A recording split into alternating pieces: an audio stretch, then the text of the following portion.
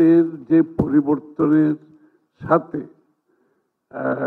সেটা রাজনীতিবিদ হোক আর অন্য কোনো সংস্থা হোক, যারা ধারণ করতে পারবে না এই পরিবর্তন বাংলাদেশের, আমার মনে হয় সেই রাজনীতিবিদেরও কোনো ভবিষ্যৎ নাই, সেই রাজনৈতিক দলেরও কোনো ভবিষ্যৎ নেই।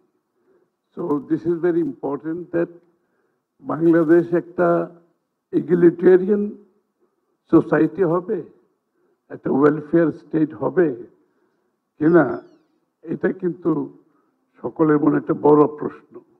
কারণ বিগত দিনের এত এক্সপ্লয়টেশন, এত কনসেন্ট্রেশন অফ ওয়েলথ এবং এত করাপশন, যেটা ইকোনমিকে ড্রেইন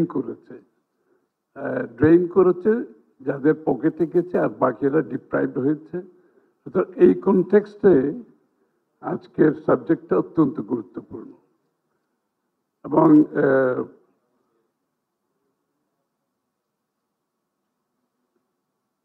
আমি এটা এইভাবে দেখতে চাই যে মিনিমাম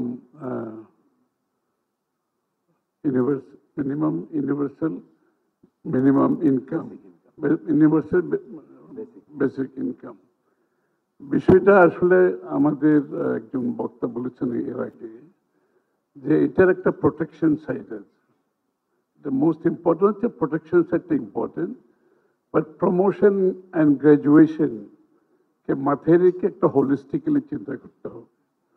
শুধুমাত্র প্রোটেকশন দিয়ে এটা সাস্টেইনেবল না, কিন্তু এখানে ইকোনমিক কনসিডারেশন আছে, রিসোর্স কনসিডারেশন আছে, ডেলিভারি কনসিডারেশন আছে, অনেক বিষয় আছে। সুতরাং আমরা যদি হোলিস্টিক্যালি যদি এটাকে অ্যাড্রেস করতে চাই, তাইলে আমাদের স্কোর কার্ডের কথা বলা হয়েছে, এবং স্কোর কার্ডের মধ্যে রেড স্কোর কার্ড কোনটা হবে, ইয়েলো কোথায় হবে, তারপরে দেন গ্রিনে গিয়ে আমরা কোথায় এক্সিট নেব।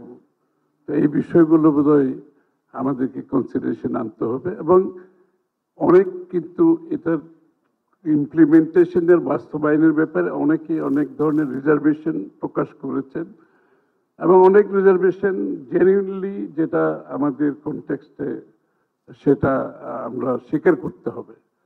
But we are of course talking about আজকের বিষয়টা with good governance in mind. আমাদের গুড গভর্নেন্স না হলে তো কোনো সিস্টেমে কাজ করবে না। আপনি এটাও করবেন না, এর আগেও করেন না, আগামী দিনেও করবেন না। সুতরাং অবভিয়াসলি এটার ডেলিভারি ইজ ভেরি ইম্পর্টেন্ট। আপনার ডেলিভারি সম্বন্ধে বলতে গেলে অনেকে অলরেডি বলেছেন, don't want to repeat too much on that, যে আমাদের ডেলিভারি সিস্টেমের যে ট্রান্সপারেন্সির বিষয়টা আছে সেটা এনশিওর করতে গেলে আমাদের পলিটিক্যাল উইল যেরকম প্রয়োজন, ডেলিভারি সিস্টেমে এফিসিয়েন্সি আনার জন্য লোকাল গভর্নমেন্ট মানে লোকাল গভর্নমেন্টের প্রয়োজনীয়তা, গুরুত্বটা কিন্তু এখানে অনেক বেশি। এখানে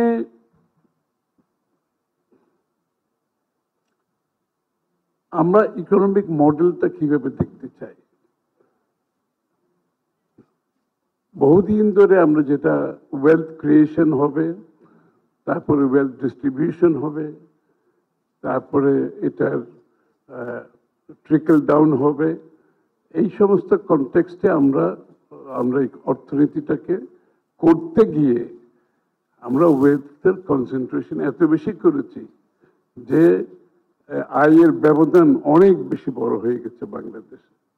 সুতরাং একজন স্পিকার ভালো বলছেন, একজন ভদ্রমহিলা ওখানে, যে ট্রিকল ডাউন নাকি ট্রিকল আপ, আমাদের এই জায়গাটা চিন্তা করতে হবে। এইরকম একটা প্রোগ্রামের মাধ্যমে যখন ফান্ড ট্রান্সফার হবে, যাদের কাছে হবে তারা তো একটা ইকোনমি সৃষ্টি করবে। এখানে there is an economy here. আমরা সবসময় অন্যভাবে চিন্তা করি, একটু let us look at, আমরা একটু অন্যভাবে যদি চিন্তা করি, এই ইকোনমিটা কি। অনেকে বলছে যে এটার বেসিক ইনকামের উপরে গেলে, বেসিক ইনকামের উপরে যাওয়ার কোনো সুযোগ নাই। দিস ইজ এ প্রোটেকশন মানি। এটা বেসিক ইনকামের উপর, বেসিক ওয়েজেস, সরি বেসিক ওয়েজেসের উপরে যাওয়ার কোনো সুযোগ তো নাই, কারণ এটা ইটস এ প্রোটেকশন মানি, আমরা জানি এটা কতটুকু যেতে পারবে।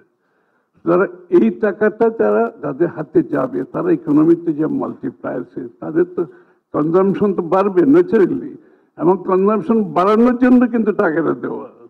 The whole idea is, let us not get confused. The whole idea is to create consumption, poverty alleviation, protection, and create consumption. যে কনজামশন ইকোনমিতে কন্ট্রিবিউট করবে, মাল্টিপ্লায়ার এটার এফেক্ট আছে। সুতরাং আমরা সেইভাবে যদি ইকোনমিক মডেলটা চিন্তা করি উইথ ওয়েলফেয়ার ইন মাইন্ড, তাহলে আমাদের সামনের দিকে এগিয়ে যেতে এরকম একটা প্রোগ্রাম সামনে নিতে এগিয়ে যেতে সক্ষম হবে। তো এখানে যে অনেকগুলো সোশ্যাল সেফটি নেটের কথা আছে যেগুলো এক্সিস্টিং, এগুলোর সাথে সমন্বয়ের কথা বলা হচ্ছে। আমরা বিএনপির পক্ষ থেকে যেরকম আমরা চিন্তা করছি, আমাদের প্রোগ্রামে আছে 31 পয়েন্টে, যে আমাদের রিফর্ম প্রোগ্রামে আছে, আমাদের ভিশন 2030-তেও আছে, সেটা হচ্ছে আমরা ইউনিভার্সাল হেলথ কেয়ারের কথা বলেছি। এটা ইউকে মডেলে, NHS মডেলে ইউকে ইউনিভার্সাল হেলথ কেয়ার ওটার কনসেপ্টে আমাদের কিন্তু অনেকগুলো 31 পয়েন্ট রিফর্মসের মধ্যে আমরা নিয়ে এসেছি। এগ্রিটেরিয়ান মাইন্ডসেট থেকে দেশটাকে দেখতে হবে, এবং আমার মনে হয় Nordic countries are good example আমাদের। আমি জানি ওদের মতো আমরা রিচ না, বাট বাংলাদেশ ইকোনমিক যে জায়গায় আছে, ইকোনমিক ডেভেলপমেন্টে আমরা যে জায়গায় এসেছি, আমাদের পক্ষে এই সমস্ত প্রোগ্রাম ইমপ্লিমেন্ট করা difficulty. For want of resource, I don't believe so.